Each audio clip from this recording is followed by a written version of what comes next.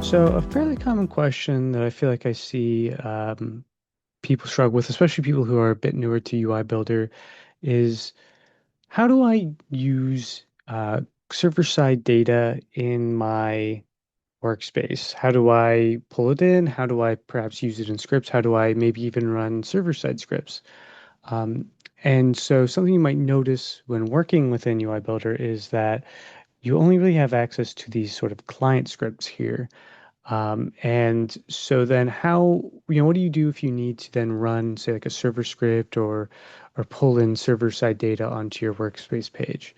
Your first thought might be to maybe use a GlideAjax. However, you'll find also that the UI Builder client scripts actually don't have access to the GlideAjax call, so you wouldn't be able to rely on, say, a script include or anything like that to pull in that data. So how do you go about actually accessing that server-side data?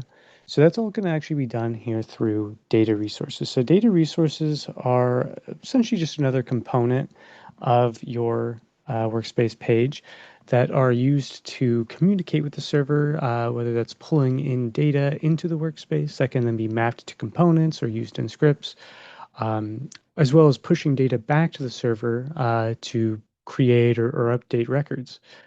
And so they can be found here in this bottom left-hand corner. We can see here, if we just go ahead and click on this Add Data Resource, we get this modal here. And we can see we have a number of out-of-the-box data resources that are available for us to work with. Of these, though, there's really about four that are, I would say, most commonly used and probably fit most use cases. So those are going to be look up a single record, look up multiple records, create a record, and update record. So we're going to go ahead and we'll click on this, look up a single record, and we can see here we get like a little description of it, some idea of how the configuration is for this as well. But we'll go ahead and click this add button, and then we should get a new window here for our data resource. And so first we'll notice here at the top we have a label and an ID. So the label is how it'll be referred to when you look at it in other places, such as like when you're maybe mapping it, you'll see this name appear. But anytime you're working with it in, say, like a script, you're going to have to refer to it or see it as this data resource ID here. And these can both be edited. I would recommend, if you are working with these, to probably give them a more meaningful name to describe what their use is. But for this, we're just going to go ahead and leave it as is. So we do have a couple of tabs here. We'll really be mainly focusing on the Configure and Events tab. And so in our Configure tab, we have a couple of options here to set up our data resource. So our first choice here is this when to evaluate this data resource. And so this is essentially saying, when do I want this data resource to run? So if we select immediately, that means that this data resource will run as soon as the page finishes loading. The data resource will run and pull in data, or only when invoked, which means that the data resource will only run when it is specifically triggered, whether that's like calling it through a script or triggering it through an event of some kind. For this, we're just going to go ahead and leave it on immediately, though. And we'll go ahead and fill out some of these fields here. So we'll select the incident, and we'll notice here as we configure that our screen here, the screen to the right, is sort of a little preview, previewing what data we're pulling in. We can see it sort of lays it out. We can click into it and see what we pull back. And as we continue filling out the configuration, we'll see this update in real time. So we also have the option here to bind data to these to allow them to be a little bit more dynamic. For this, we'll just go ahead and use some static values, but if needed, you can make these dynamic. Go ahead and select this, and then we'll go ahead and choose some fields. I'll just pick number, short description, and let's say caller. Hit apply. And again, we should see those update. We now have that caller ID, number, and short description all available in our results. And so now we have the data available to us in our workspace. So how do we actually work with this data? So there's two ways. First would be to just bind it directly to a component. So here we have this HTML component. So I'll go ahead and click this bind data or use scripts. Go to our data resources. We see our data resource here. I'll go to our results and say for whatever reason we just want the number here. So I'll go ahead and select our number and bind that here. And we can see what our binding is here. If we want to hold, we can see that we have that at data, lookup single record. We can see exactly what we got there and we can edit it if needed, but we'll go ahead and hit apply and it should add. And now we should see the text is now reflecting our number here. But say you maybe need to work with it, maybe in a script, do some sort of a transformation, maybe concatenate it, do something with it, make some sort of a decision. So how do we work with this in a script? So we'll go ahead and open up a new script here. We'll go ahead and just give it like a basic name. And then in our script, we'll want to go ahead and bind our data resource results to a variable here. So we have, we'll just go ahead and do this var data object and the return. So it'll differ from data resource, but the lookup multiple records and lookup a single record both will return results in the form of an object that will then have other objects in it that you can use to find your data. So in this case, we will use it as a object. So we'll go ahead and bind it. And so how we bind it here is we use this API dot data dot, and then this will be the backend name or that ID value for our data resource. We have it autocomplete there, so we'll go ahead and select that. And then because we want our results for this, we'll go ahead and add dot result to the end. And now we're just going to go ahead and take a few of our values and just concatenate it. This is a pretty simple use case, but if needed, this data can be used like any other client script. So we'll go ahead here, and so we can see we're just adding in our different bits of information here. So we have data object dot number dot display value, data object dot short description dot display value, and then our caller ID dot display value. And so it's important to call out for these reference fields, especially. You will have access to both the display value and the backend value. The backend value will be just dot value. And in that case, we would return back the sysID of the record that is being referenced in the field.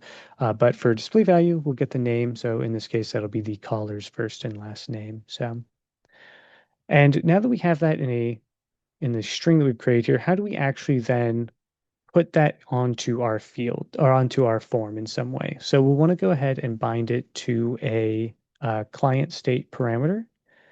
So client state parameters are essentially just like little variables that float on your page and can be used for various different things. Essentially, they just hold a value that can then be used somewhere else on your page. So we'll go ahead and grab these. I created these ahead of time. I'll just take this one's name here, copy that, and then we'll go back to our script. And then we'll want to go ahead and set that client state parameters values. And we'll do that like this by using API dot set state. And then parentheses, we'll put our name in quotes, and then comma, and the value that we want to set on our client state parameter. So we'll just use the string we created. And then we'll go ahead and apply that. And so now we have our client script, but we need it to also run still as well. Right now, it's not doing anything. We have it on the script, but nothing is causing the script to ever actually run. So we'll want to go ahead and bind that to an event. So we'll go back to our data resource, open it up, and we'll go to this events tab. And so from here, we should have the option to add event mappings. For data resources, you'll generally just have these three here. So we want ours to run after the data has been fetched and it has been successfully fetched. So we'll go ahead and click this data fetch succeeded. And then here we have a number of different things that we could have happen on that data fetch. For us, we'll just go ahead and click here to view our client scripts and select the test script we created. Hit continue and add, and now we can see that our script has been bound to this event. So we'll go ahead and then go back to our HTML or to our rich text component here. we'll get rid of our old binding that we had. And instead of looking at data resources, we'll go to our client states. You see our test param here. It says null. That's because we don't have a default value set for this. But when the page loads, it should go ahead and run our data resource and then subsequently update our value there as well. So we'll go ahead and open our URL path here to preview the page. And we should see when it loads up here in the corner, instead of the test text or the record number that we had before, we should have our concatenated string of number, short description, and caller. Should just take a moment here to load up. Yep, and there we can see our expected value. All right, so let's say, so we were able to pull in data and use in the form, but let's say that we want to maybe create a new record. So how would we do that? We'll go ahead and we'll create or use a create record data resource here. We'll go ahead and click this one, click add. And so one thing you'll probably notice right away is that for this one, we actually don't have any options here to configure this, of course, other than our evaluate, but we'll only have only when invoked. So any sort of data resource that mutates server data, meaning either creates or updates records, is actually going to require that the inputs or the configuration be input when the actual resource is called. And these cannot be set to run immediately. They can only be evoked or called in a script or an event. So we'll go ahead and we'll create another new script here. This one will be pretty simple. So for our data resource, we need to provide, and here we can go ahead and look back at this. So if we look at our create record, we need to provide table and field values for it to map to. So if we go to our script, we should be able to set those. So we'll go here. So we'll create test record. And the way how you do this is that you'd want to use API dot data and then dot, and then this will again use the backend name of our data resource. So in this case, it'll be this create record one. Go back to our script. And then instead of doing dot result or dot walking into whatever part of the returned value that we want, we'll do this execute. And in the parentheses here, we'll want to add in an object. This object will carry the values that we want to set. So for this one, again, specifically, we want to get the table and the template fields. So table is pretty straightforward. It's just going to be a string with the name of the table that we want. And for our template fields, it'll be a string with the different values that we want to set. And each value will be separated by a little caret here. So for this, we'll go ahead and just create an incident, and then we'll see here. So we'll set our short description to testing UI Builder script, and we'll set our urgency to 2, which I believe should be high. Go ahead and apply and create that. And so we have our script, but now we need something to run it. So we'll go to our button here. We'll go ahead and set up an event. There is already the button clicked event here by default, so we'll click to add a handler here. Go to our client scripts, and we'll choose our create test record script here. Hit continue, and then add. So now we have our client script set here, so we'll go ahead and save our page. We will go back to our preview that we had here already, and we'll go ahead and reload this so that way we pull up the newest version of the page.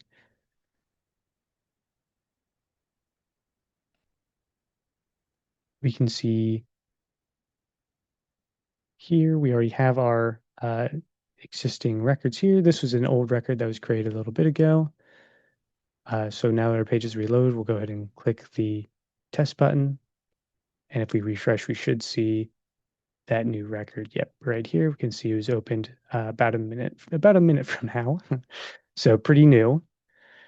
But yeah, so then we have our new record, and it has the values that we set, that testing UI Builder script. And so yeah, and then we can, I believe it was urgency that we had set to, let's double check that. urgency to 2. So if we go ahead and click into this, we should see that urgency be set to 2 as well.